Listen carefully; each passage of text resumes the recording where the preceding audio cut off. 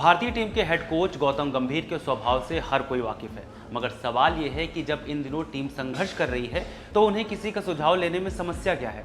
अब ताज़ा मामला ही देख लीजिए। लंदन के ओवल में जब टीम नेट्स में प्रैक्टिस कर रही थी तभी गौतम गंभीर अंग्रेजी पिच क्यूरेटर ली फोर्टिस से भिड़ गए।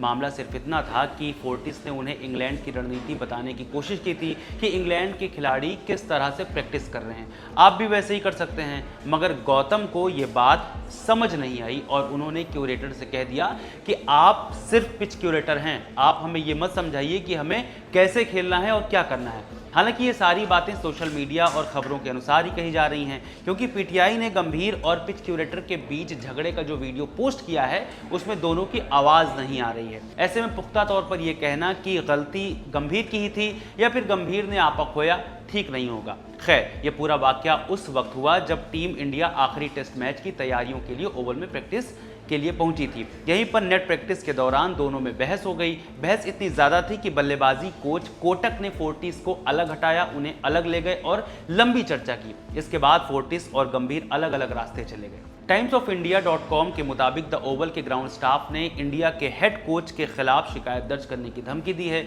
लेकिन गंभीर बिना डरे चिल्लाए, जाओ जिसे शिकायत करना हो करो, लेकिन तुम हमें नहीं बता सकते कि क्या करना है। वैसे कहने में गुरेज नहीं कि गौतम गंभीर की बौखलाहट का कारण क्या हो सकता है, क्योंकि टीम इंडिया का खराब प्रदर्शन लगातार जारी है। अगर बल्लेबाजी को छोड़ दें तो गेंदबाजी क्रम पूरी तरह से धराशायी है। यही कारण है कि मौजूदा वक्त में चल रही एंडरसन तेंदुलकर ट्रॉफी में भारत 2-1 से पीछे चल रही है। मैनचेस्टर में हुए चौथे टेस्ट में इंडिया ने शानदार वापसी करते हुए ड्रॉ हासिल किया था। इसके बाद गंभीर ने कप्तान शुभमन गिल का जमकर बचाव किया और उनकी लीडरशिप पर सवाल उठाने वालों की आलोचना की। गंभीर ने कहा कि वो चाहते हैं कि उनके खिलाड़ी अपनी खुद की पहचान बनाएं, ना कि किसी और के नक्शे कदम पर चलें, चाहे वो खुद ही क्यों ना हो। उन्होंने पत्रकारों से कहा, ये खिलाड़ी अपने देश के आम आदमी के लिए लड़ना चाहते हैं और ख़ास बात यह है कि जिस तरह कई लोगों ने इस टेस्ट में हमें हल्के में लिया है, यही इस टीम की नींव है। इंडिया का शानदार ड्रॉ कप्तान गिल और केएल राहुल के बीच 188 रन की पार्टनरशिप और फिर